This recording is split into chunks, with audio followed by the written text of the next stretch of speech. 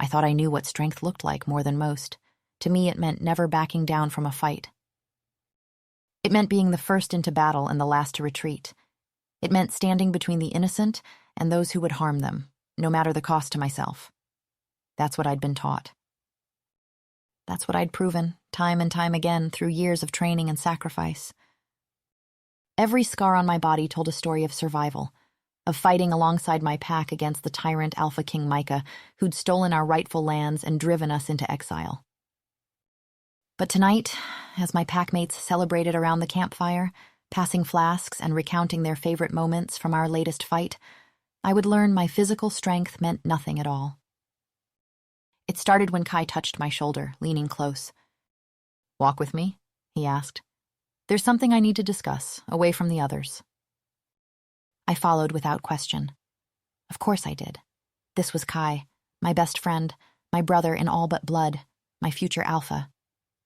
The wolf I'd pledged my life to protect and to put on the throne as was his rightful place. The forest was peaceful under the full moon, and Kai's scent, white amber and frost, was as familiar as my own. "To another victory," he said, handing me a drink. To many more, I agreed and drank. The liquid burned going down, but not in the way wine usually did. This was different, wrong. By the time I noticed, my limbs were already growing heavy. "Kai?" The flask slipped from my fingers. "What is—" He caught me as I fell, lowering me gently to the forest floor. "I'm sorry it has to be this way, pet," he murmured, and I saw the knife then, moonlight glinting off steel.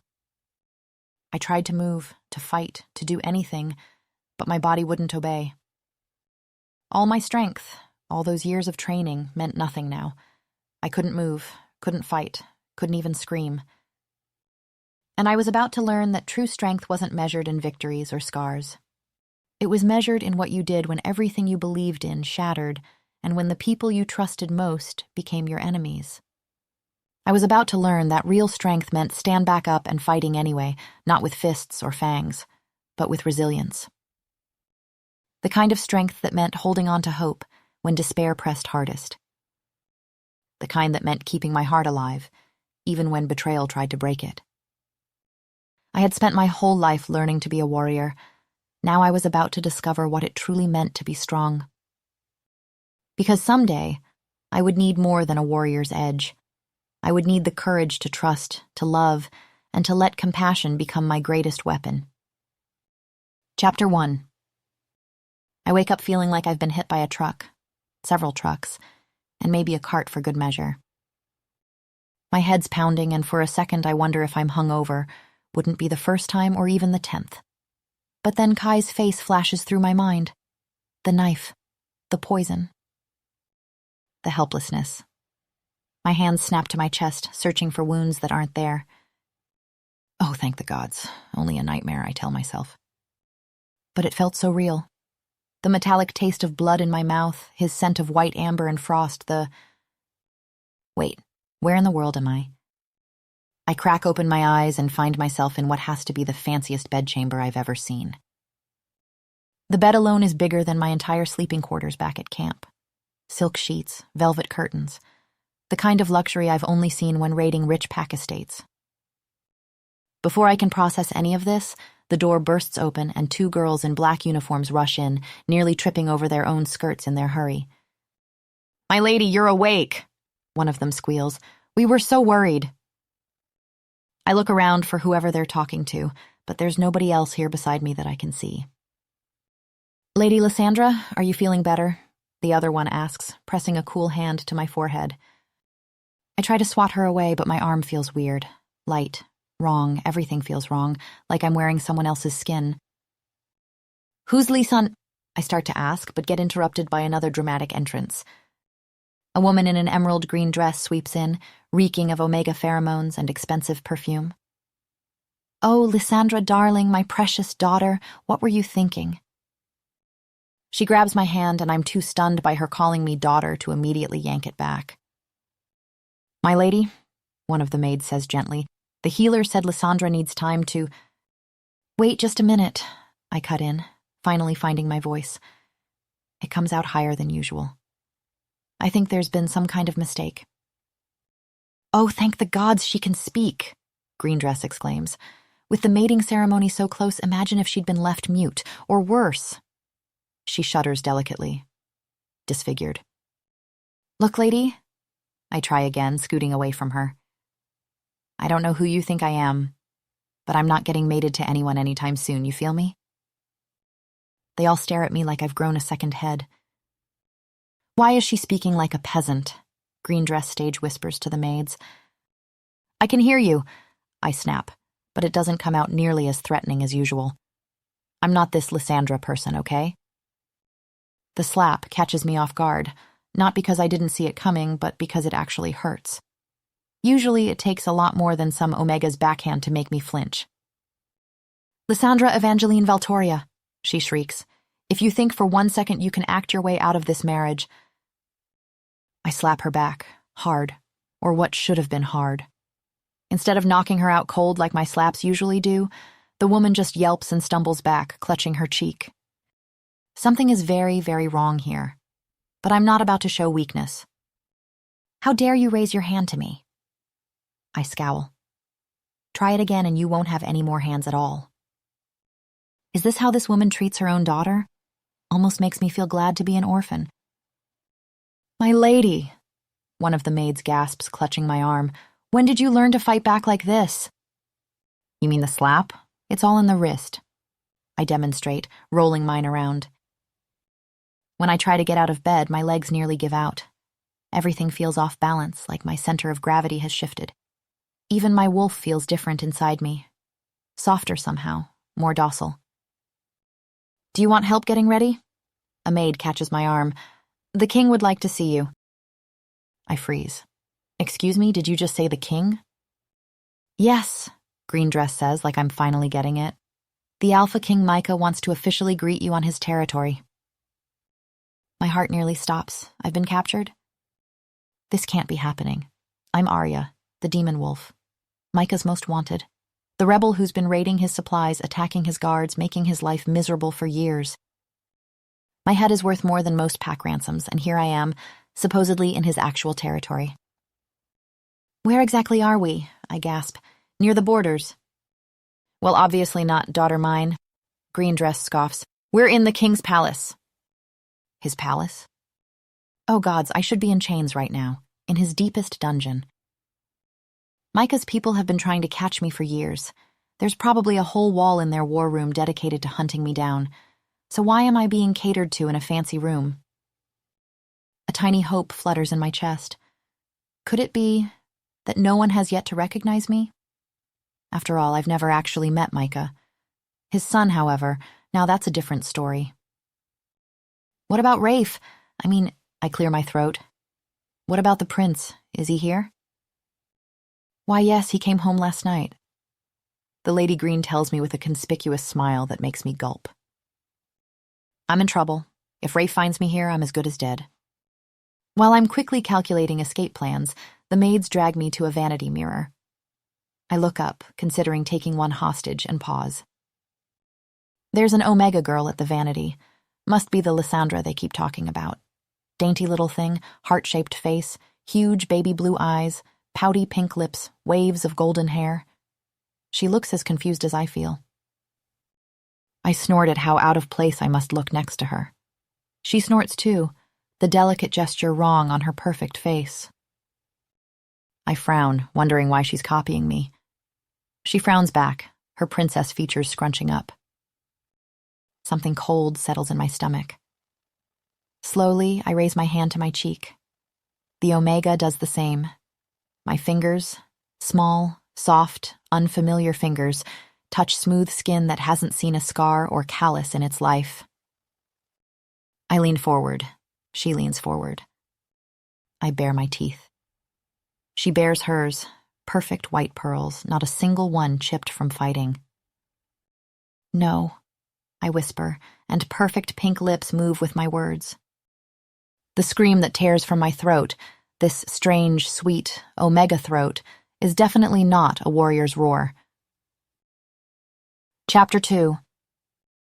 I don't know what to freak out about first. The fact that I'm somehow stuck in the body of some Omega princess called Lisandra, or that I'm casually strolling through enemy territory without anyone trying to kill me. A guard actually bowed to me. Bowed. To me. Usually they're too busy throwing knives at my head. This is surreal. This whole morning has been surreal. I got a bath, an actual bath with rose petals and everything, then breakfast with real coffee and fresh pastries. Now I'm wearing a gown that probably costs more than everything I own combined. They even painted my face, though I don't see the point since this Lisandra girl already looks like a porcelain doll. "Stop fidgeting," Isolde, the green-dressed woman who's apparently my mother, hisses. "You're acting like a common beta." I resist the urge to tell her exactly what this common beta thinks of her attitude. This is too good an opportunity to waste. I'm right in the heart of enemy territory, and they're letting me walk around like I own the place. Kai's going to laugh his rear end off when he hears about this. The demon wolf, right under their noses. Kai. My chest tightens unexpectedly. For a second, I see moonlight glinting off a blade, smell white amber and frost, feel the sharp bite of steel. No, that was just a dream. Had to be. Kai would never hurt me.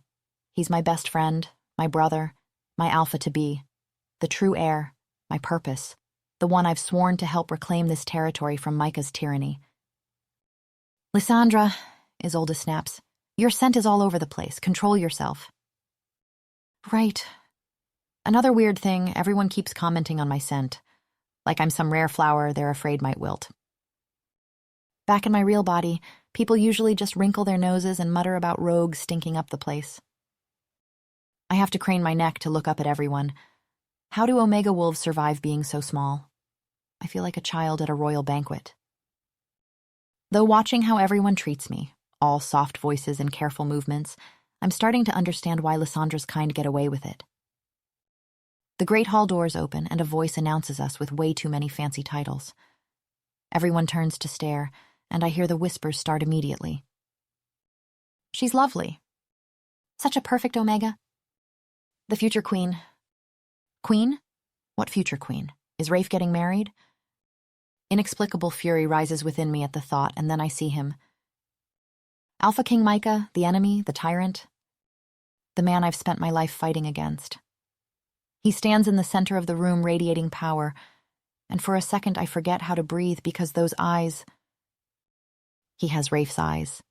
The exact same shade of blue that haunts my dreams. Not because they're beautiful or anything. Obviously just because I'm always planning how to best him in our next fight. That's all. I definitely don't think about how they crinkle when he laughs, or how they flash golden when I manage to land a hit. Isolde. His Majesty's voice pulls me from thoughts I definitely wasn't having about his son. "Welcome. Your daughter is as beautiful as promised." He barely glances at me, which shouldn't bother me. This is the man I've sworn to destroy after all. But something in my new Omega body bristles at being dismissed so easily. We're interrupted by a guard bursting through the doors. "Your Majesty, someone's here to see you." "Not now." Micah waves him off, but the guard persists. "Sire, you'll want to see this," he insists, radiating nervous energy. Micah sighs, but gives a small nod.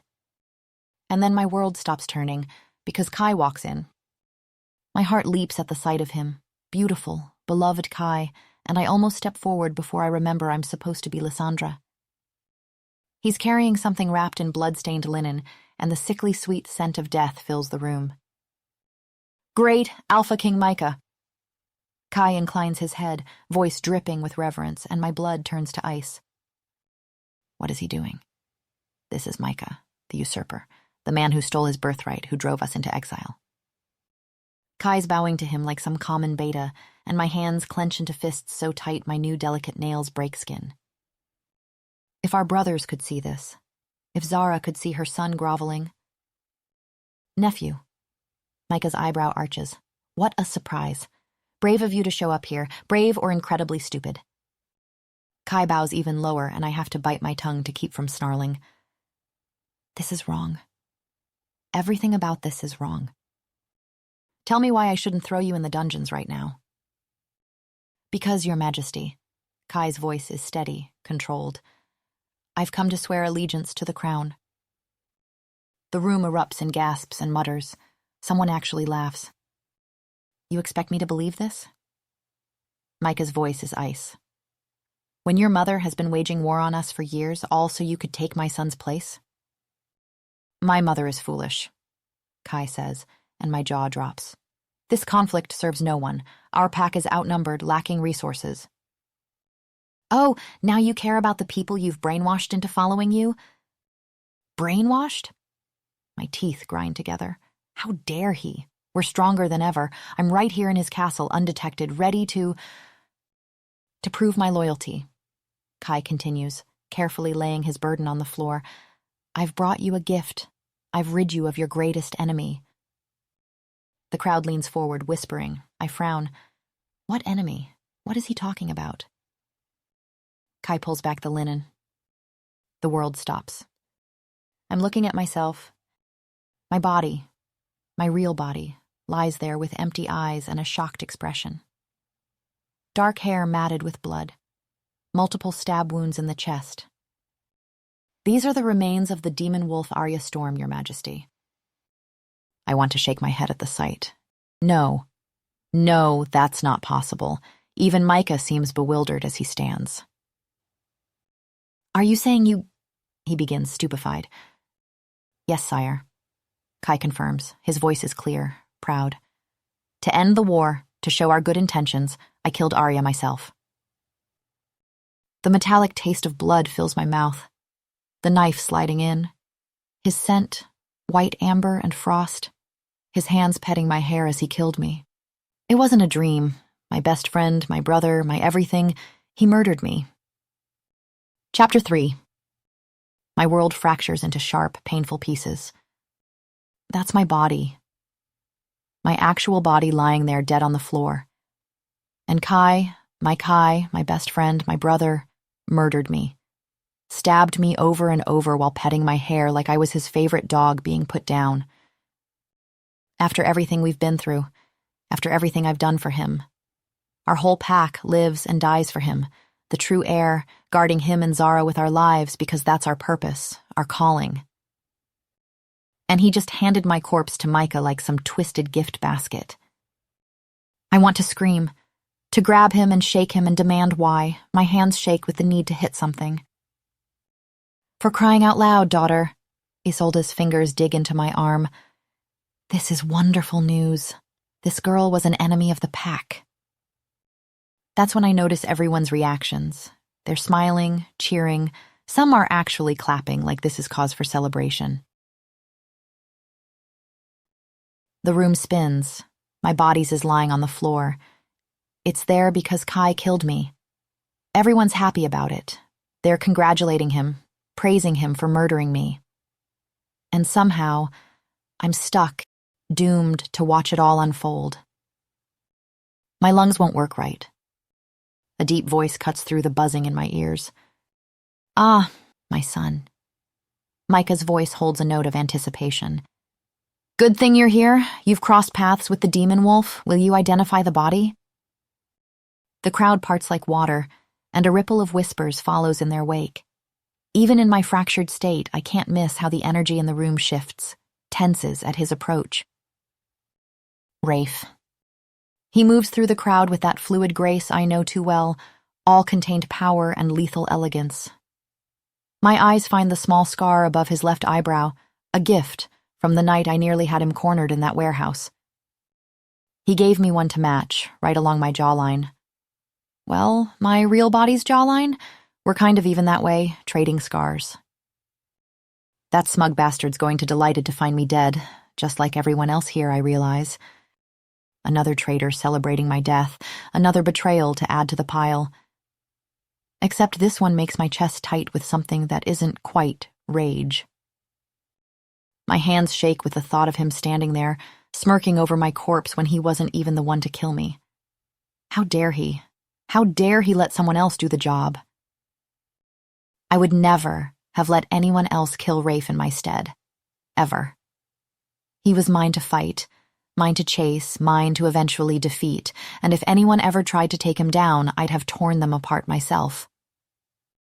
He was supposed to want to end me himself, the way I've always wanted to be the one to end him. But there's no triumph in the set of his shoulders when he kneels beside my body. No satisfaction in his face. If anything, he looks like he's been carved from ice, cold and indifferent. Oh God, he isn't even happy I'm dead. He simply doesn't care. He doesn't care at all. I feel like the world's biggest fool. His hands, usually so sure in battle, slowly lift the linen. The whole room holds its breath. Even Kai seems to tense. What's the meaning of this? Rafe's voice comes out too quiet, toneless. His fingers brush the edge of the shroud where it covers the scar he gave me. A present for your father, cousin. Kai's tone is sickeningly sweet. And for you? A present? Rafe repeats. Is this a joke? A gesture of goodwill. Kai turns to Micah, and the words that come out of his mouth make me want to scream. He knows everything. Our hideouts, our allies, our plans. He's offering to help destroy everything we've built. Traitor. But I can't scream. Can barely breathe. This fragile body isn't built for rage. It's crumbling under the weight of it. And what do you expect in exchange? Micah asks. Immunity. I only ask for a place in your pack, Alpha. A chance to prove myself. This is ridiculous, Rafe snarls, and for once I agree with him. How are we to trust you when you so easily betrayed your own? His eyes fall to my body again, and something flickers across his face. You two were friends, were you not? His voice drops lower, rougher. She always spoke very highly of you. The room tilts sideways. Did I speak highly of Kai? I must have. I loved him, trusted him, would have died for him. Did die for him. Your offer is intriguing, Micah says, his voice seeming to come from far away. You will be given a chance to prove your loyalty. Father. Rafe's voice cuts through the fog in my head, sharp with disbelief. You can't seriously? I can, and I will. Micah's tone hardens. You'll oversee his integration personally. We don't accept traitors in this kingdom. Rafe's words echo my thoughts exactly, but they're getting harder to focus on. The room is spinning now. You're not king yet, son. Micah's reply sounds distant, like I'm underwater. Until then, the buzzing in my ears drowns out the rest. My chest feels like it's being crushed in a vice, and black spots dance at the edges of my vision. The last thing I see before everything goes dark is Rafe's hand, still resting on the linen covering my dead face. Chapter 4. I wake up in Lisandra's ridiculous bed again, surrounded by hovering maids. It's dark out now, and thankfully the green nightmare that is Isolde is nowhere to be seen. My lady, you've been unconscious for hours. One maid dabs my forehead with a cool cloth. Your mother shouldn't have made you go out so soon after your accident. Accident? I want to ask what they mean, but my mind is too busy spinning with everything else. Kai's betrayal, my own dead body, everyone celebrating my death like it's a holiday. The weight of it all crashes down on me suddenly. All those years of fighting, of bleeding, of pushing myself beyond every limit. The countless nights spent training, the battles where I'd nearly died, the missions where I'd killed to keep Kai safe. I'd given him everything, my childhood, my loyalty, my whole damn life. And for what? So he could murder me and dance with our enemies on my grave? Something hollow opens up in my chest. But then again, I'm not actually dead, am I? For whatever reason, I've been given a second chance. And maybe that means something. I could run. The thought hits me suddenly. Everyone thinks Arya Storm is dead. I could disappear, start fresh. With this pretty Omega face, I could probably walk into any pack and be welcomed with open arms. But then I think of my brothers in arms, the ones I fought beside. I think of Zara, who found me when I was nothing but a starving rogue pup, who saw something in me, trained me, trusted me. Zara, who alone had the courage to stand against Micah's tyranny. I can't abandon them. A smile curves my lips as the plan forms. No one knows Lisandra is actually Arya Storm. I'm right here in the heart of enemy territory, perfectly placed to gather intel, to stop Kai from revealing too much, and most importantly, to end the bastard with my own hands. He thinks he can stab me in the back and walk away a hero? Not on my watch. I won't rest until he's ruined, eliminated, brought to justice. And by justice, I mean my blade. All I have to do is play my part, bat my eyelashes and act precious. Easy enough. You, I point at one of the maids. Bring me a drink, I need to think. They exchange confused looks. What type of infusion would you like, my lady? Chamomile? Vervain? What in the world are those? No, I mean a real drink, scotch. 3 fingers, no ice. I go back to plotting, excitement building as I imagine revealing myself to Kai in his final moments. My lady? A maid interrupts my lovely revenge fantasy. Should we prepare you for your fiancé? Your mother insisted, if you woke. I'd forgotten about Lisandra's fiancé. This complicates things. Not only will it be harder to fool someone who knows her intimately, but gods. Am I going to have to play dotting fiancé to some random wolf? Gross. So, I ask while they wrestle me into yet another fancy dress, how close am I to my fiancé? Like, on a scale of 1 to 10, how in love would you say we are? The maids exchange uncomfortable looks. Well, my lady, as you know, you haven't seen each other since childhood. You can't expect love to be there overnight. But don't worry, the other adds quickly. You're so beautiful and charming. Prince Rafe will surely fall in love with you in no time. I preen a little at my reflection, because yeah, who wouldn't fall for this face? Before my brain catches up. Wait, did you just say Raphael? I ask. Yes, my lady, the maid grimaces. Are you telling me, my voice rises dangerously, that I'm engaged to Rafe? The maids exchange a worried look. He's a bit gruff, perhaps, but he's the future king. It's quite an honor. Oh, blast, that means yes, I realize. They finish lacing me into a pale blue dress while panic starts to set in. What if Rafe figures out who I am? He'd have me killed on the spot.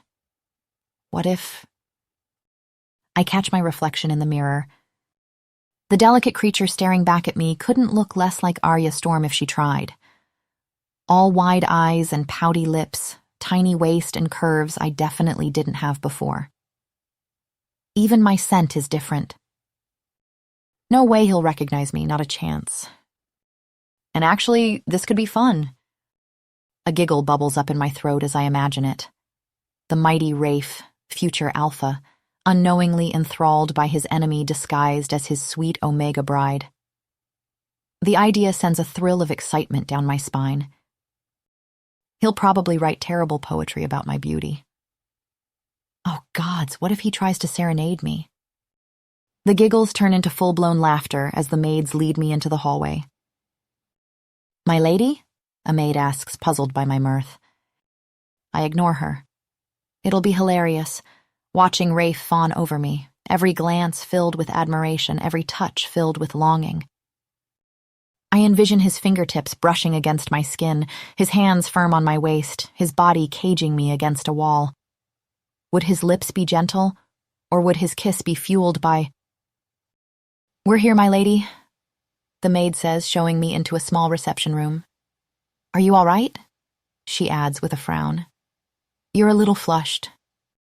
Just excited, I reply with a clear of my throat. I check my reflection in a decorative mirror, tucking a stray curl. Not that I care how I look or anything. I just want to make sure I'm playing my part perfectly. The door opens, and suddenly the room feels smaller. That familiar scent of wood smoke and warm oak floods in, but it feels sharper, more dominant. I've never felt Rafe's presence quite like this before. Lady Lisandra, he greets. I spin around, beaming. Hey, you. I wave my hand in a display I'm sure is very cute until his eyebrow ticks up slightly. Perhaps that's not how proper ladies greet their fiancés. Whatever. He'll be too enchanted by my pretty face to care about proper etiquette. I'm glad you're feeling better, he says, voice like ice. Was he always this tall? This broad? He fills the doorway completely, and for the first time, I have to crane my neck to look up at him. In my old body, we'd been nearly eye to eye, but now, his entire presence seems to loom over me, radiating alpha authority. Please don't hesitate to let my people know if you need anything, he says curtly. And then he gives me the briefest nod I've ever seen before turning away. Wait, what? Where's the besotted alpha tripping over himself to please his Omega bride? I feel cheated. Aren't you going to sit? I blurt out. Tonight's not a good time. He doesn't even look at me. You should rest. I realize something's up with his face. He's not even smirking. Rafe always smirks when he sees me. Well, when he sees Arya. And then the door closes behind him with a decisive click that feels louder than any slam. Chapter 5. I wake up to an army of maids fussing over me like I'm some sort of invalid. My lady, you barely touched your dinner last night, one tuts. I wave her off, my mind already racing with plans. After yesterday's disaster with Rafe, my priorities are crystal clear. Find out what Kai's plotting and make the bastard pay. Simple, direct, just my style.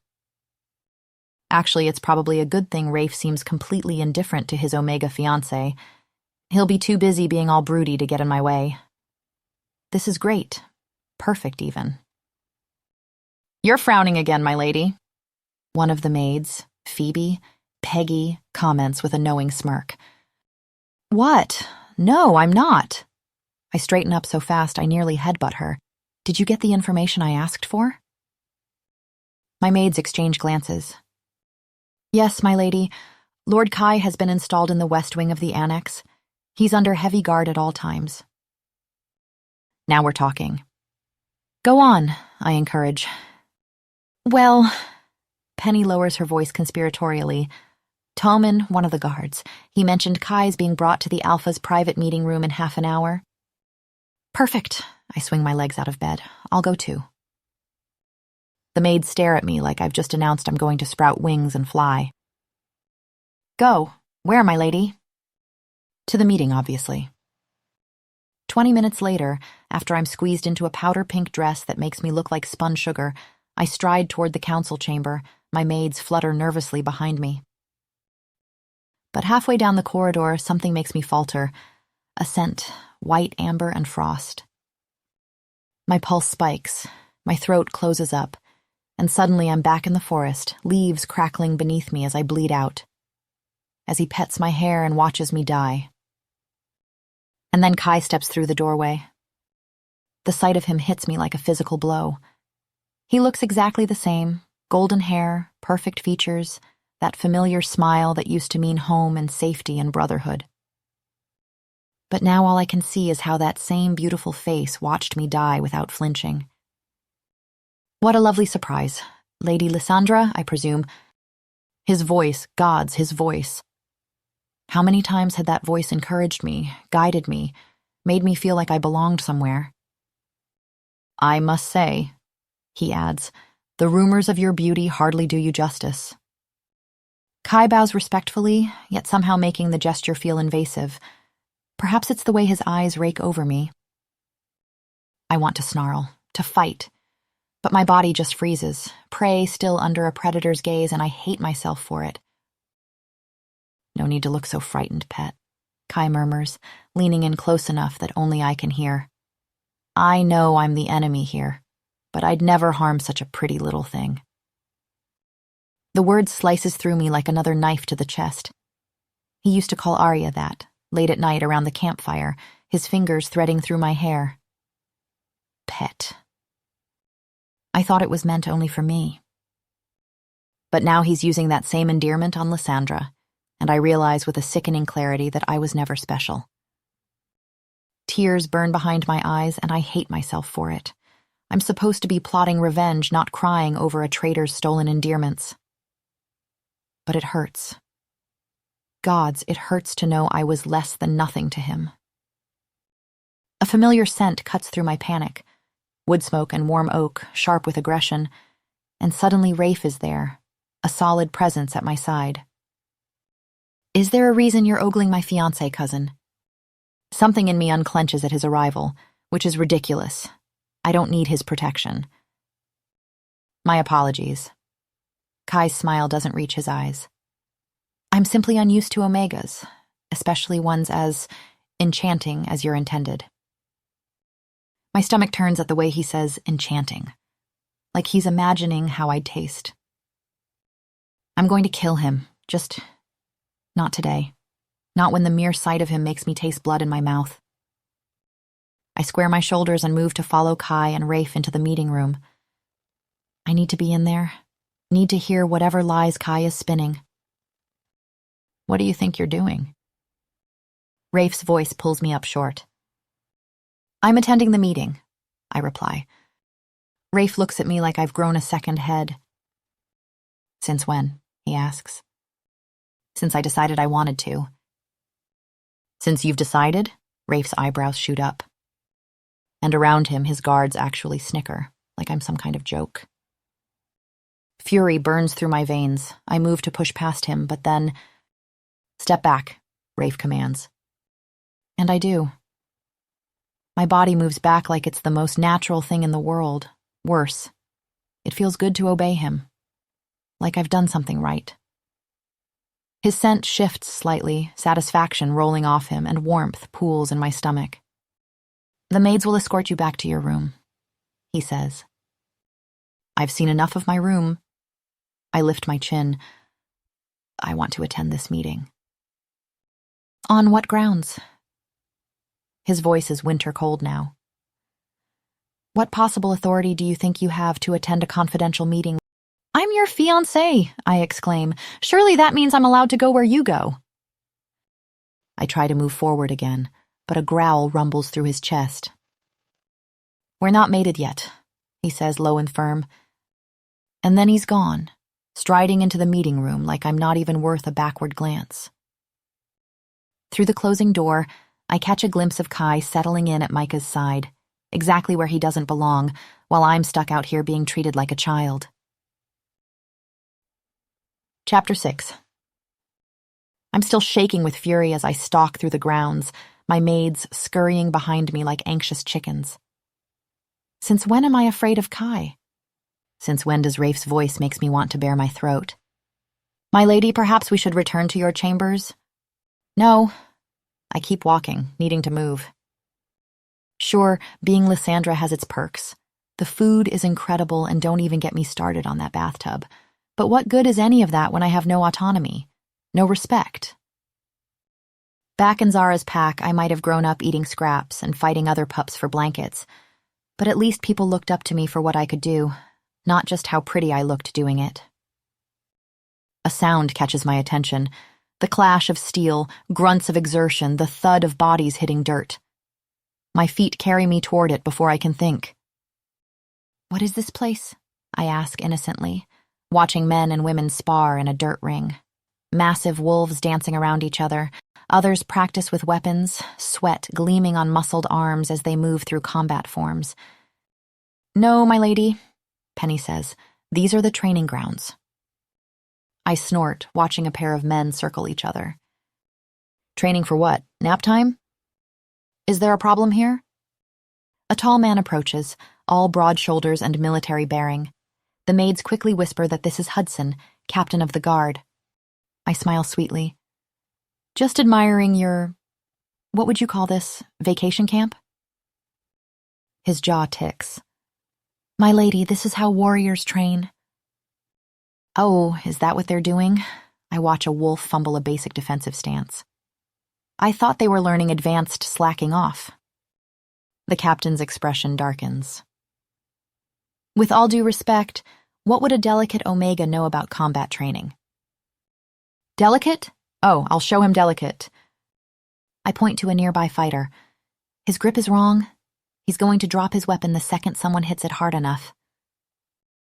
That one's leaving his left side completely exposed, and whoever taught these wolves to circle, they're broadcasting their attacks so clearly a blind pup could dodge them. Silence falls. The captain studies me with new interest as one of the fighters adjusts his grip based on my criticism. His next swing lands with notably more power. "You have a good eye," Hudson admits grudgingly.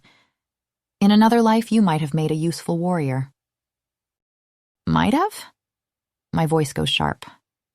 "Oh, I see. Because I wear pretty dresses and smell sweet, I couldn't possibly know how to fight." He glances pointedly at my hands, soft, uncalloused, perfectly manicured. Being good at something means practicing it, and those hands have never seen a day's work. Care to test that theory? The words slip out before I can stop them. The training grounds go dead silent. Hudson stares at me like I've suggested we all strip naked and dance in the moonlight. Then he laughs. Actually laughs. "You want to spar with me? Unless you're scared of getting beaten by an Omega?" His laughter cuts off. Around us, warriors are gathering, drawn by the commotion. The maids look ready to faint. "My lady, I don't think—" "Give me 5 minutes to change." When I come back in borrowed training clothes, the entire grounds have stopped to watch, which would be flattering if they weren't all clearly expecting entertainment rather than a real fight. Hudson sighs, barely bothering to guard himself. "Miss, you can still back." I strike. He blocks my first hit easily, but I see the surprise in his eyes when he realizes I actually know what I'm doing. His next block comes faster, harder. I'm used to this. I can do this, except my brain knows these moves, but this body is weak, soft. The muscles don't respond the way they should, don't have the memory of countless hours of training. Fine, if I can't overpower him, I'll have to outthink him. I dance back, watching, observing. His weight shifts slightly before he moves right. His shoulder tenses before striking high. Little tells I would have exploited mercilessly in my old body. There, an opening. I feint left, then drop and sweep his legs. He stumbles exactly as planned, and I move to pin him. But these arms aren't strong enough to hold him. These legs aren't fast enough to complete the move. He recovers, and suddenly I'm the one in the dirt. Heat floods my cheeks. Back in Zara's pack, weakness like this would have earned me a beating at best, death at worst. I wait for the mockery, the contempt. Instead, Hudson offers me a hand up, grinning. "That was impressive." Around us, the other warriors are actually cheering. "Impeccable technique," Hudson continues. "Just needs some conditioning to pull it off. Would you like to train with us?" I stare at him. But I lost. To my surprise, the captain shrugs. "But you fought smart, used your head, that shows potential." Potential? Where I'm from, potential doesn't matter. Either you succeed and you're in, or you fail and you're out. Why is this fool blabbering about potential for? I can't believe we ever lost to these people. "We're going to wrap up here and go for drinks," Hudson announces, grinning. "You should join us, little lady. I want to hear where you learned that move." Before I can respond, two of the warriors are already lifting me onto their shoulders like some kind of conquering hero, the whole group erupting in cheers and whoops. "To the tavern!" someone shouts. "First round's on the captain. He got beaten by an Omega." "I did not get beaten," Hudson protests, but he's laughing. "Almost beaten," another warrior corrects. I grab onto their shoulders, dizzy from more than just the height. This can't be real. Back in Zara's pack, showing weakness meant blood, meant pain. I let myself being carried off, curious. I suppose I might as well try to learn more about how the enemy operates while I can. Chapter 7. The tavern lights are making pretty patterns in the air. It makes me want to dance and sing and maybe howl a little. "Another," I demand, slamming my empty glass down. Everyone around the bar cheers at that. Well, apart from Penny, who's tugging at my sleeve going, "My lady, perhaps that sixth drink was enough." I spin around to face her, only stumbling a little bit. Sweet, beautiful Penny. I used to outdrink alphas, all the time. A memory floats through my sparkly happiness. Nights around campfires, challenging Kai to drinking contests. He'd always get so touchy when he lost, all wandering hands helping me to my tent. Wait, that memory feels different now? Icky. "More ale," I announced to no one and everyone. Ale makes everything better and nothing hurts. Everyone's laughing, and it feels like bells in my chest because they're laughing with me. "You're something else, little lady," someone says. "Who are you, anyway?" "You want to know who I am?" I stage whisper, swaying closer. "I am the terror of the night, the shadow in the places with shadows, the most dangerous." I collapse into giggles, and suddenly I'm sprawled across Hudson's lap, which is nice because his face is nice and he smells good.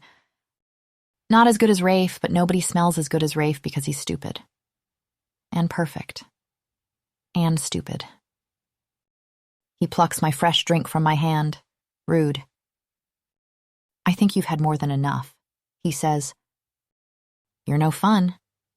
I poke his chest. "But you have very nice muscles." He coughs, shifting me slightly. "Perhaps we should get you some water." "Everyone's so nice here," I observe, wiggling in his lap. "They keep telling me how pretty I am, which is true, I guess. Everyone thinks so." A thought strikes me and I pout. Well, except Rafe. He doesn't think I'm pretty at all. Hudson tenses. "Prince Raphael?" Stupid Rafe. I giggle. With his stupid perfect face and his stupid... I look up at Hudson through my lashes. "Do you think I'm pretty?" He swallows hard. I'm not blind." I beam at him. "At least someone appreciates me.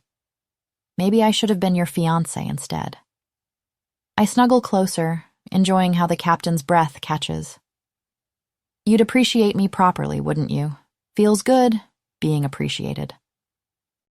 "My lady," he manages, voice strained. "You're very drunk." "Am not." The room does a pretty swirl. I've barely had anything. This body is just... What was I saying? Oh, right. Watch this. I try to stand up to prove how completely fine I am. The floor, very rudely, tries to hit me in the face. I collide with something solid and warm, something that smells absolutely divine, wood smoke and warm oak and everything good in the world. "Rafe!" I beam up at him, delighted. "You have beautiful eyes. Did you know that?" His jaw is doing that ticking thing it does when he's angry, but that's okay because he's still holding me close and everything is perfect now that he's here. "Captain." Rafe's voice could freeze the summer sun. "Care to explain why my fiancé can barely stand?" Hudson practically coughs out his drink. "Your Highness, I had no idea she was your..." "He thinks I'm pretty," I interrupt helpfully. "So he bought me a tiny bitsy little drink or 2, or 6. Rafe's chest rumbles low and deep, a growl I feel more than hear as he addresses the captain.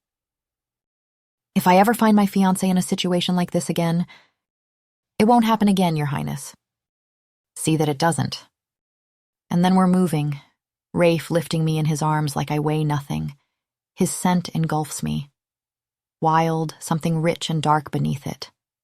Perfect. Heat unfurls under my skin, slow and heady, making me feel soft, pliable in his arms. "Finally," I sigh, nuzzling into the crook of his neck where his scent is thickest. "Been waiting forever for you." His grip tightens. "Lady Lisandra," he sighs, yet my wolf preens under the unspoken command in his voice. It sends a pulse of liquid heat through me. "Shh," I laugh, kissing a path up to his ear. "I'm on a very important mission to seduce my alpha."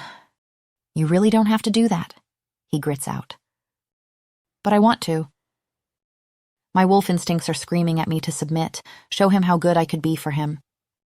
It should make me angry, should make me want to resist this body's urges, but instead, a delicious shudder runs through me at the way he holds me, and I press closer.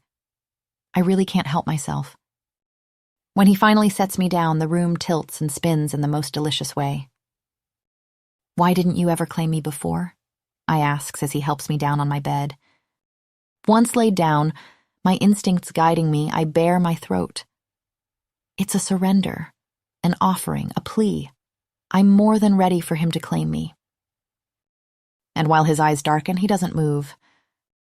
"We could have been doing this for ages," I whisper, reaching for his hand. "Or do you only like me when I'm an Omega?" "My lady, you need to sleep." His voice is firm, distant. But I can smell he isn't indifferent. "I have a much better idea." I giggle, yanking him down. And then I press my mouth to his, moaning at the sheer perfection of the contact. This is everything. When he growls into my mouth, my whole body melts. For just one heartbeat, one fleeting moment, he gives in. His hand cradles my face, his kiss turning firm, commanding, teasing the edges of the submission my body aches to give. But then, he pulls back, and something inside me whimpers at the loss. This isn't how this is supposed to go. When I used to get drunk with Kai, he'd always stay, helping me undress, murmuring about how good a pet I'd be. Something ugly stirs at the memory, but I push it away. This is different. This is Rafe. "Aren't you going to stay?" I whine. "Why do you always have to leave?" My voice drops to something fragile, needy, as I realize out loud, "I'm only happy when you're here, Rafe. My throat feels tight. I feel so alone without you." His hands flex at his sides like he's fighting himself. "You're not making sense," he murmurs, voice tight. "You tried to take your own life only a few days ago to escape this engagement, Lisandra, and now—" Why is he calling me Lisandra, I wonder, mind like cotton? That's not my name. I should tell him so. "That said," he murmurs, squeezing my hand briefly, "I understand I haven't been very welcoming."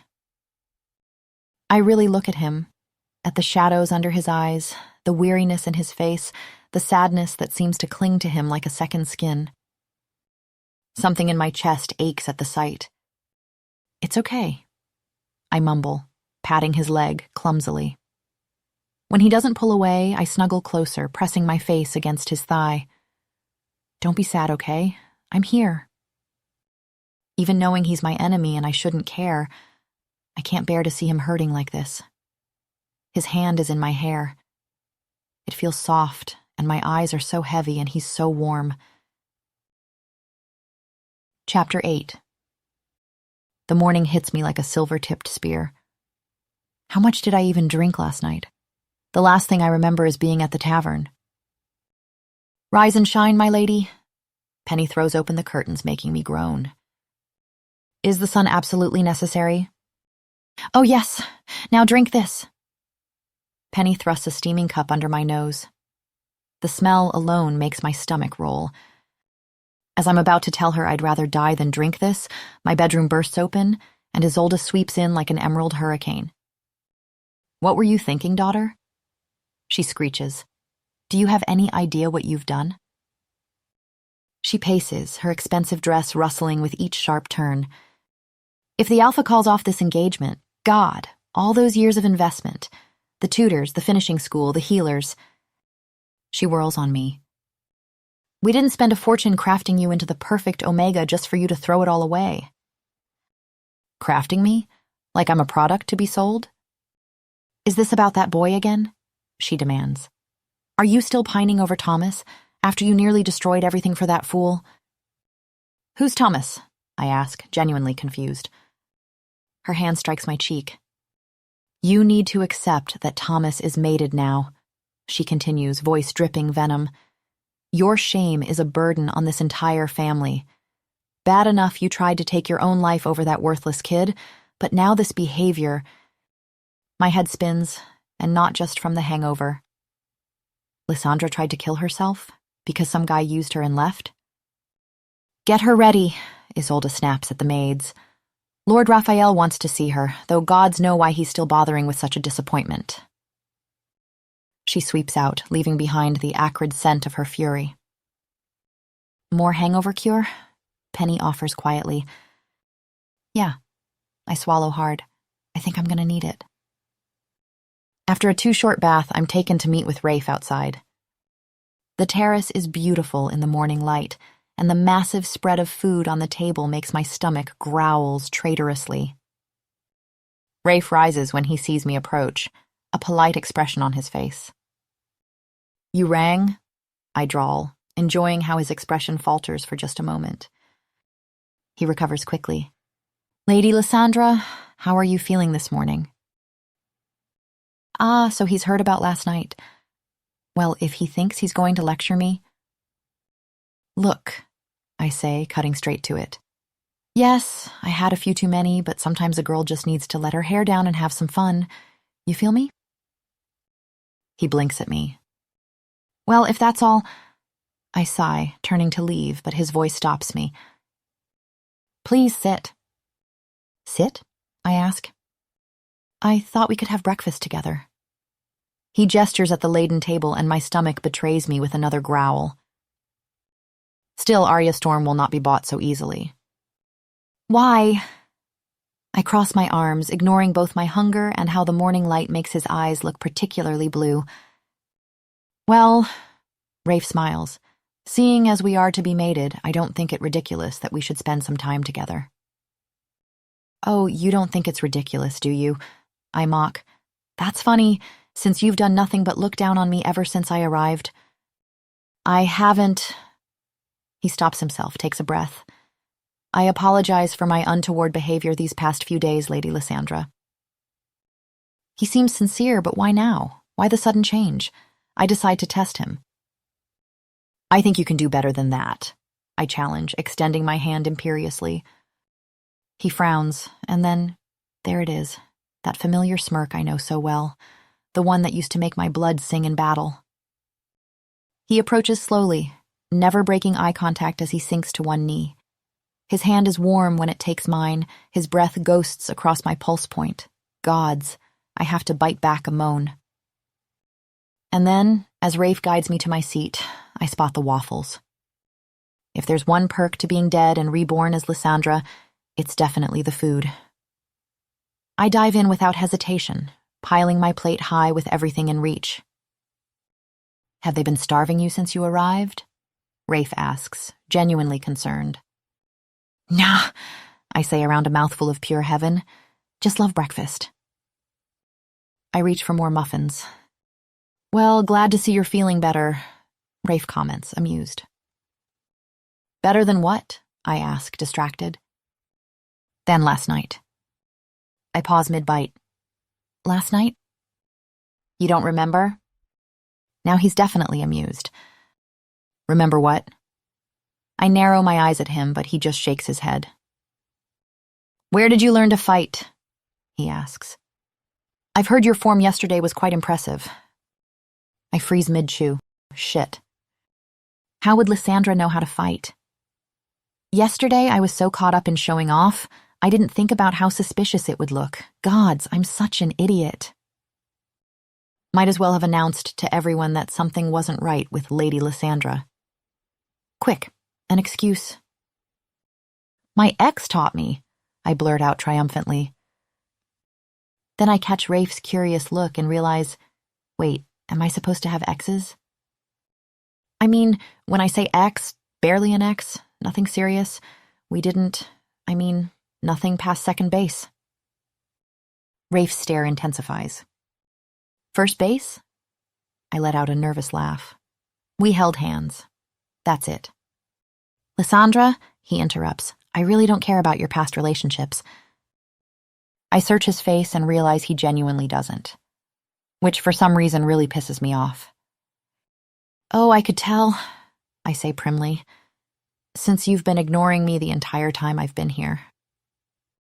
He grimaces. That's not entirely true. You're right, I pout. There was that time you sent me to my room like some petulant child. You are quite petulant in my defense, he observes. Not the point, I snap, stunning Rafe silent for a short second. Did you actually want to join that meeting yesterday? He asks, sounding surprised. No, I snap. I was just pretending I did to impress you. He stares at me blankly. Oh my God, did you actually think I just wanted to be there to impress you? I scoff. Unbelievable. Everything is not about you.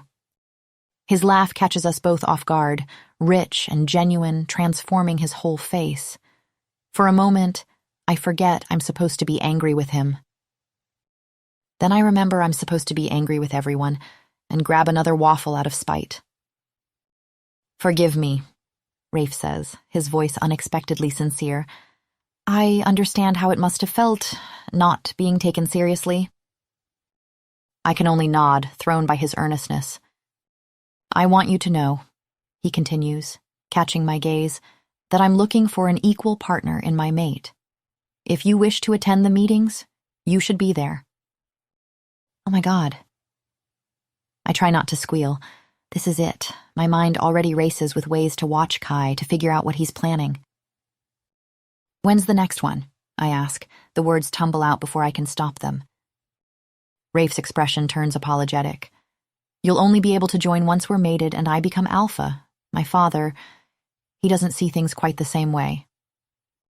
I deflate. That makes sense, I guess. Zara used to tell us exactly what Micah thought of omegas, of women in positions of power. It was one of her main arguments for rebellion, well, that and the fact that Micah murdered her mate, Kai's father. He sees us as decorative pieces, she'd say, voice bitter with old wounds. Thinks we're only good for breeding and looking pretty. But Rafe, he's different from what Zara always claimed. He's certainly different from Kai. My stomach churns at the thought of my former best friend. I still have no way to get to him, to stop whatever he's planning. At least, not until Rafe and I are mated. The realization hits like a bucket of ice water. To get my revenge, to protect the alliance from whatever Kai's plotting, I'm going to have to actually mate with Rafe. Chapter 9. That evening, I stare at the ceiling, watching shadows creep across the elaborate molding. The mating ceremony is in 2 weeks. 2 weeks to stop Kai, or having to be bound forever to my greatest enemy. The thought should make me want to run.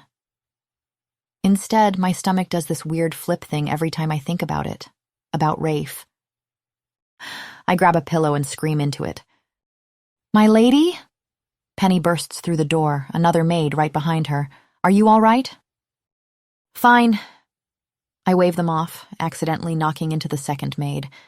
Sorry, The words die in my throat. That scent.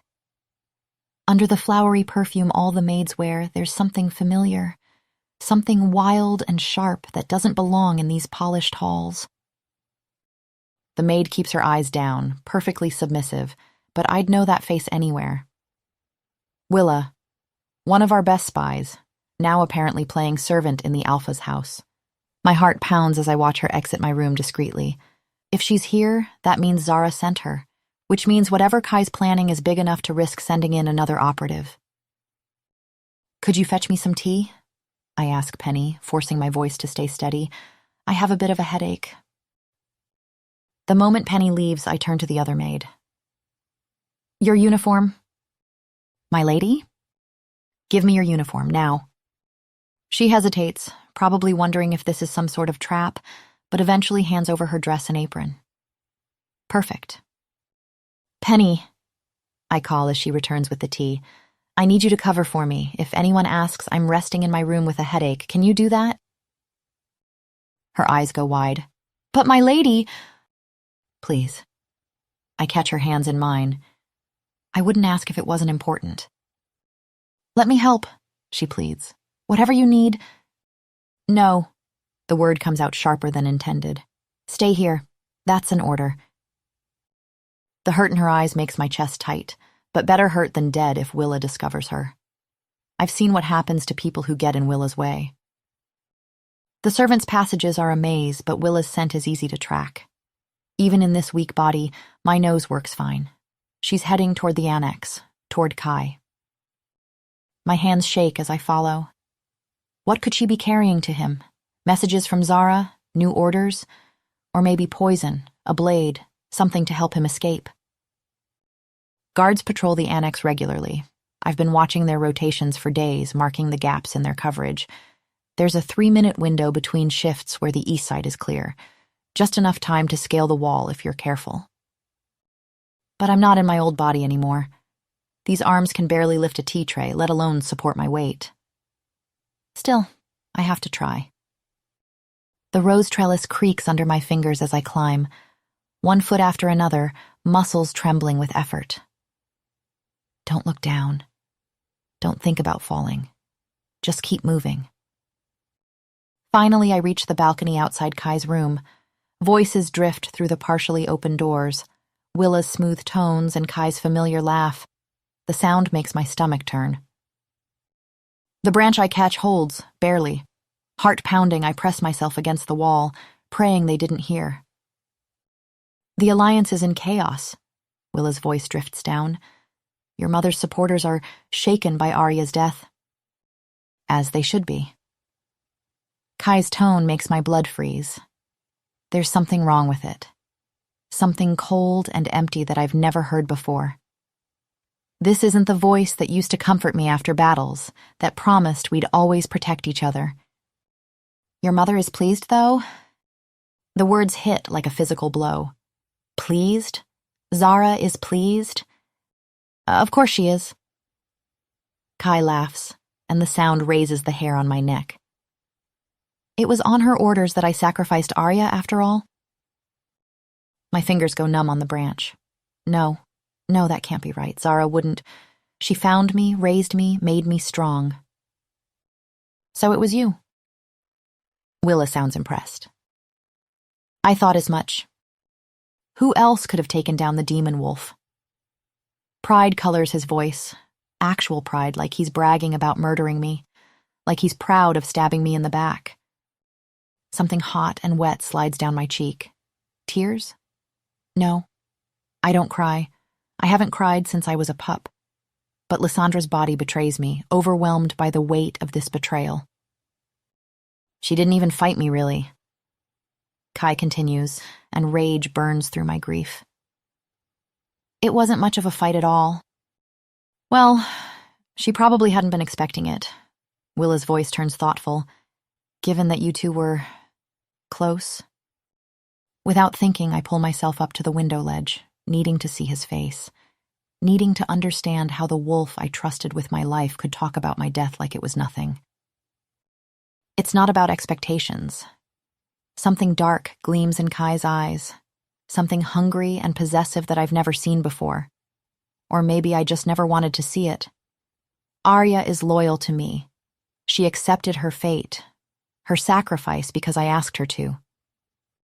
The branch creaks under my white-knuckled grip. Accepted? I didn't accept anything. He just kept stabbing, again and again, while I begged him to explain why. She lived for me. His voice drops lower, almost reverent. Everything she was, everything she did, it was all for me. She loved me, belonged to me. Horror crawls up my spine. This isn't the Kai I knew. This is something else. Something twisted and wrong wearing my best friend's face. She's mine. His eyes lift suddenly, locking with mine through the window. A smile spreads across his face, slow and terrible. Mine to kill and mine to keep. I can't move, can't breathe. There's something else, Willa cuts in. Your mother is concerned about your cousin's upcoming marriage to Lisandra Valtoria. Kai doesn't look away from me. Soon that won't matter. His smile widens. I'll be alpha of this pack, and Lisandra will be my mate. His voice drops to a whisper. Just you wait. The branch snaps. Chapter 10. By some miracle, I make it to the ground without breaking anything. I don't know how long I stay there, crouched in the bushes beneath Kai's window. Time stretches like taffy, sticky and cold. The moon rises, sets. Still, I can't move. Mine to kill and mine to keep. His words echo in my head until they unravel everything I thought I knew about my life, about who I am. A memory surfaces. Zara finding me, a half-starved pup on the edges of her territory. Her hands gentle as she lifted me, voice soft as she promised I'd never be alone again. "You're special," she'd said. "I can see your strength, your potential." But she hadn't seen me at all. She'd just seen a weapon she could shape, a toy soldier to position in her games. Another memory? My first kill. 12 years old, throat raw from screaming as Zara held me down, forced me to watch the light fade from the guard's eyes. "This is what loyalty means," she'd whispered. "This is love." But it wasn't love. It was never love. The sky lightens, and still the memories come, each one twisted now with new understanding. Kai, always at my side, always touching. His hands in my hair, on my skin, proprietary, possessive. "My perfect pet," he'd croon when I'd complete a mission. "So good for me." I'd preened under that praise, desperate for any scrap of approval. The memory I've been fighting crashes through my defenses. Kai's quarters, after a raid. He'd been pushing drinks into my hands all night, smiling that smile I thought meant safety. "You trust me, don't you, pet?" My head had been spinning, vision blurry, his hands sliding under my clothes. "No," I'd mumbled. "Kai, stop." "Shh. You want to prove your loyalty, don't you?" I barely make it to my hands and knees before I'm retching into the bushes. How many nights like that had there been? How many times had he... My stomach heaves again, but there's nothing left to bring up. Just bile and shame and the sickening realization that my whole life has been a lie. I wasn't a warrior. I was a puppet. A toy. Something for Kai to play with and break when he got bored. "Lady Lisandra?" A gasp. "Someone get Lord Raphael?" Hands touch me and I flinch away. Everything feels far away, like I'm watching through muddy water. They move me inside. The maids bathe me, murmuring soft concerns I can't process. Poor thing. Just like before. Thomas all over again. But it's not like before. It's not like anything. Because I'm not even me anymore. "Lady Lisandra?" A deep voice cuts through the fog. "Rafe. The healer's here." She's in shock. The healer says gently. "Has she experienced trauma before?" "My lady?" Rafe's presence fills the room. "Did someone hurt you?" The question breaks something in me. Did someone hurt me? Everyone hurt me. My whole life was built on hurt disguised as love. Arms wrap around me, and that scent, wood smoke and warm oak, surrounds me. My wolf, so lost and confused, suddenly settles under his touch. "You're safe now," he murmurs, and the gentle authority in his voice makes my whole body relax. His hand strokes my hair, and it's different from any touch I've known before. No ownership, no demand, just comfort freely given, wrapped in alpha strength that chases away the shadows. I cry until there's nothing left, until my throat is raw and my eyes burn. I cry for the pup I was, so desperate to belong that I let them shape me into a weapon. I cry for the warrior I became, thinking strength meant letting yourself be used. I cry for Lisandra, who felt so broken she tried to escape the only way she knew how. And through it all, Rafe's alpha presence wraps around me like a blanket, keeping the nightmares at bay. When sleep finally claims me, it's to the steady rhythm of his heartbeat under my ear, his scent surrounding me like a promise. Chapter 11. A week has passed since my world shattered, and I still feel hollow, empty. like someone scooped out everything I thought I knew about myself and left behind this shell. The only thing that feels real anymore is Rafe's daily visits, just sitting with me, sometimes talking, sometimes not. His presence anchors me when everything else feels like it might float away. But today he hasn't come. I pace my room as night falls. The thought of something being wrong makes my chest tight. Finally, I can't take it anymore.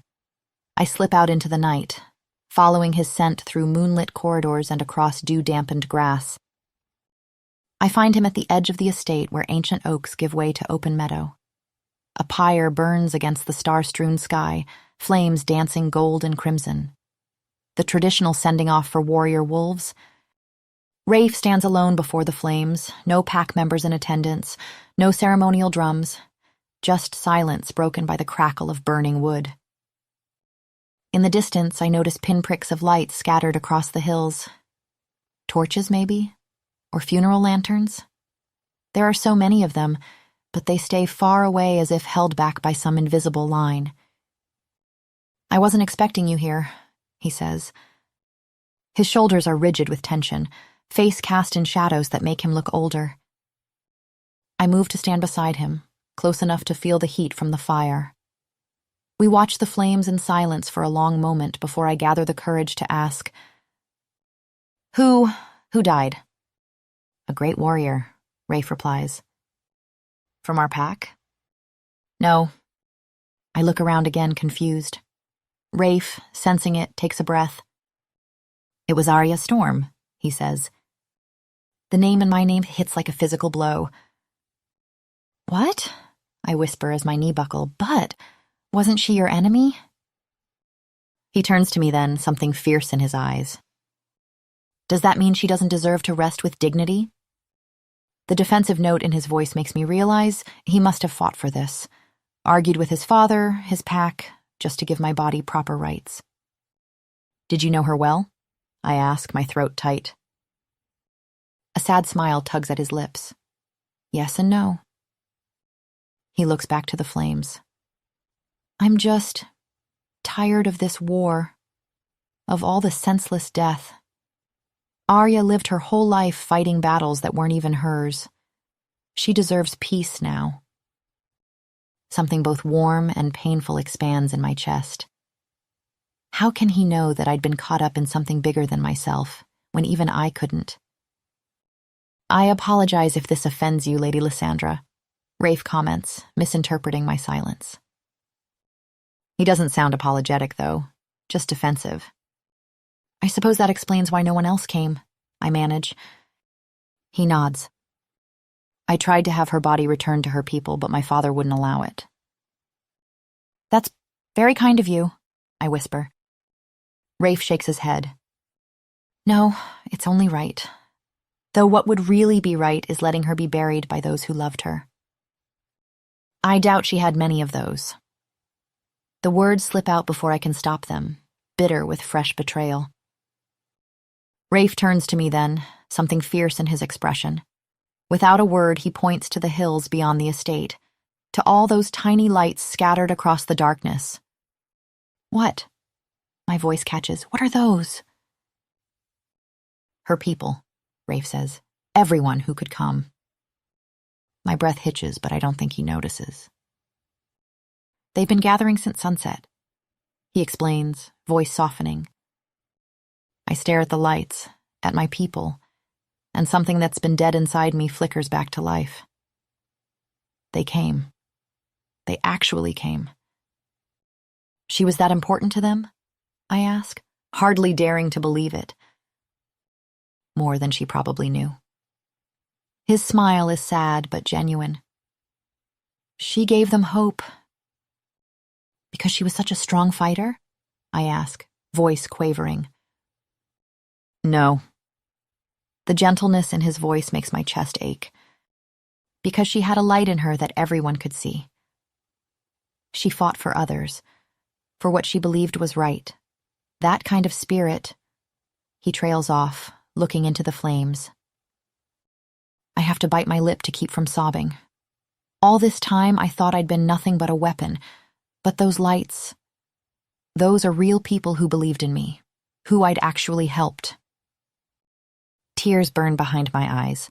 Rafe notices and misinterprets again. Did you think because they're our enemies, they're devoid of any feelings? He asks. That's not how it works.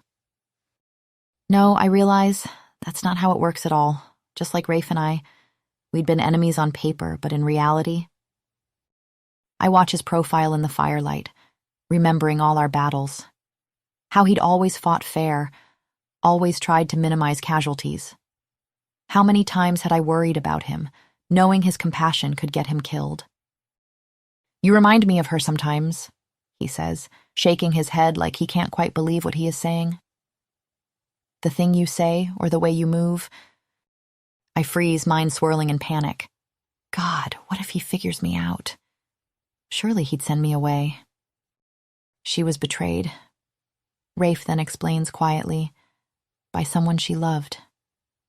Someone who should have protected her. His hands clench. I should have seen what Kai was planning, stopped him. Wait, what? How is any of Kai's bullshit Rafe's fault?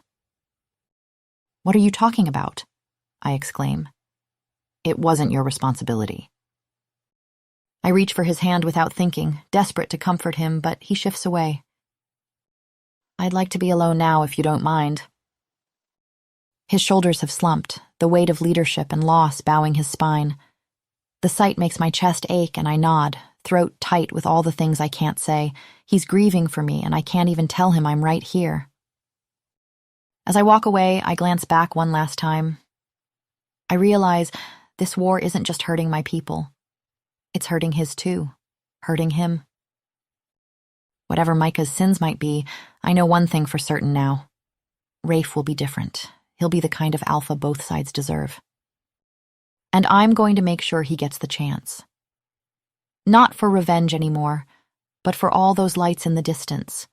For every person caught in this war, for Rafe himself, who gave an enemy warrior more honor in death than her own leaders had in life. I'm going to protect him. I'm going to stop Kai and Zara. For the first time since my world fell apart, I have a purpose again. A real one, chosen by me and no one else. Chapter 12. I haven't seen Rafe since the funeral. Maybe that's for the best. I need to focus on stopping Kai. The problem is I have no power here. The only path to any real influence would be mating with Rafe, making him alpha and me his Luna. I stare at my reflection as the maids prepare me for tonight's engagement ball. They've transformed Lisandra's face into something ethereal, all smoky eyes and rose-petal lips. This is what a future Luna should look like, what Lisandra was raised to be. But I'm not her. I'd be a disappointment, a fraud. Could I tell Rafe the truth?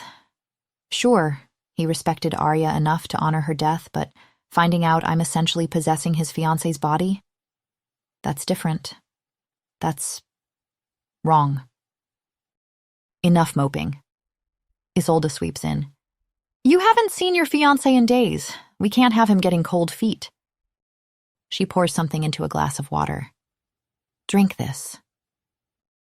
What is it? Something to help you win over your alpha. Not drinking anything unless you tell me exactly what it is. Her lips purse. It's a heat trigger, if you must know. I know about heats, the overwhelming urge to mate that affects paired wolves.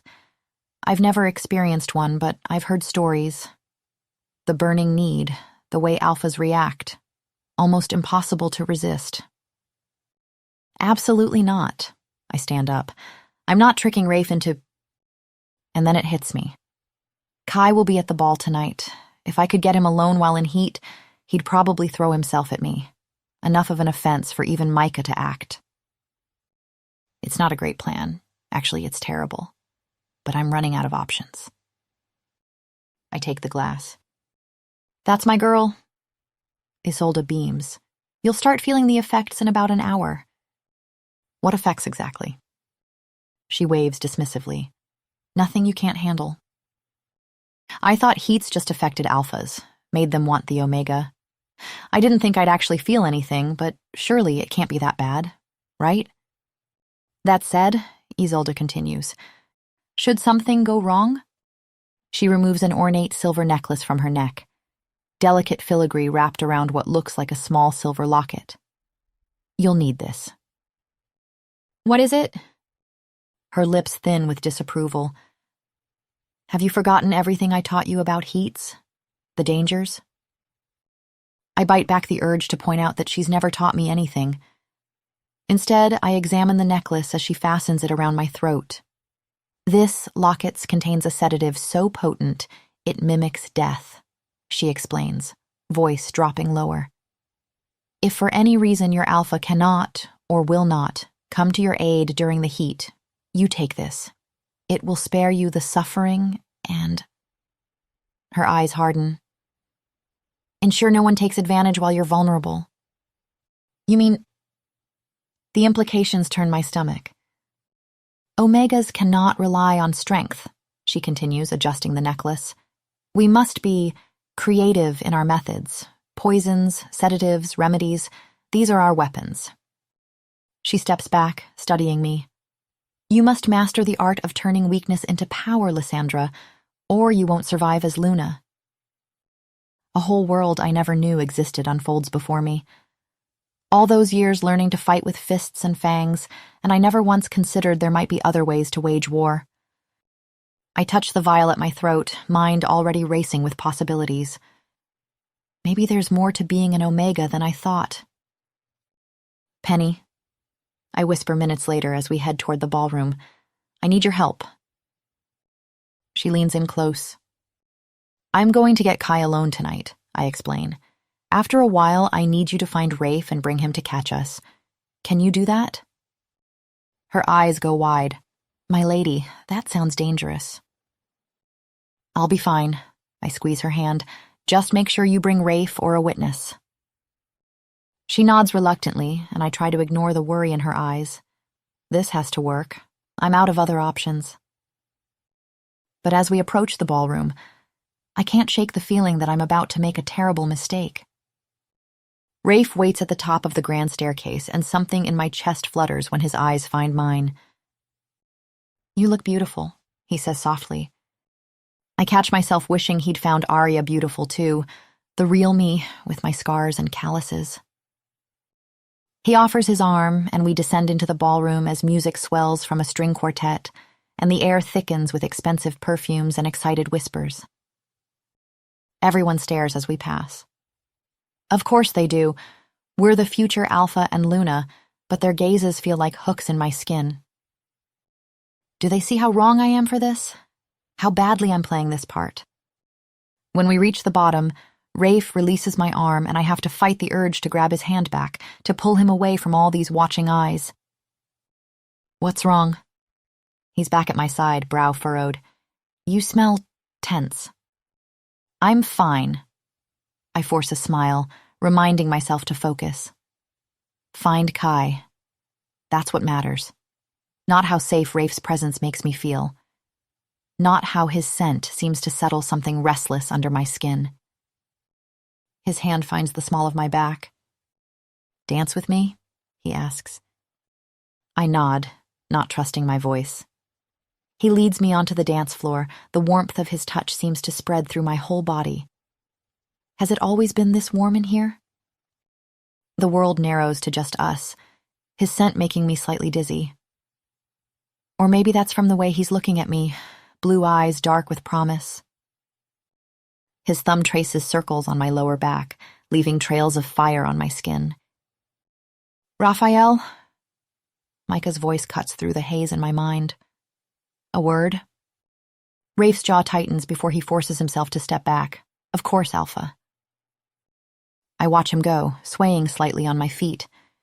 His scent lingers in my nose, making it hard to think about anything else. People approach to offer congratulations, but their words blur together. All I can focus on is Rafe across the room, the way his shoulders flex under his jacket, how his hands looked wrapped around that glass of wine. What would those hands feel like on my... No focus, I need to find Kai. Oh, but Rafe is right there, and I can still smell him. What if he came back right now? pulled me into his arms, pressed me against a wall, claimed my mouth. A small moan escapes my lips and several heads turn my way. Oh gods, oh no. My skin feels too tight, too sensitive. Every brush of fabric sends sparks through my nerves. And Rafe, just looking at him makes me want to bare my throat, to beg him to. I force myself to look away. What if it gets worse? What if I completely lose control? What if Rafe smells it on me and decides to act on it? Would he pick me up right here, carry me to his bed, and... Another whimper escapes, and I clamp my hand over my mouth. If I'm going to do Find Kai, it has to be now, before I completely lose my mind to whatever this is. Lady Lisandra? His voice hits me like ice water, white amber and frost. I turn to find my murderer watching me, his golden hair gleaming in the chandelier light. Would you honor me with a dance? He asks. His eyes trail over me slowly, lingering on the curve of my neck, the swell of my breasts above the low neckline. I force myself not to flinch. This is my chance. I'm not sure that would be appropriate, I demur, playing the shy Omega. My fiancé is occupied. Kai's smile is all predator as his gaze drops to my lips. Surely one dance wouldn't hurt. He extends his hand, and I can see the way his nostrils flare, catching my heat-sweet scent. This is exactly what I wanted, to lure him in, to trap him. So why does every instinct scream at me to run? Clenching my jaw, I place my hand in his. Don't worry, part 2 is already available. Just click the link in the description. I hope you enjoyed this first part.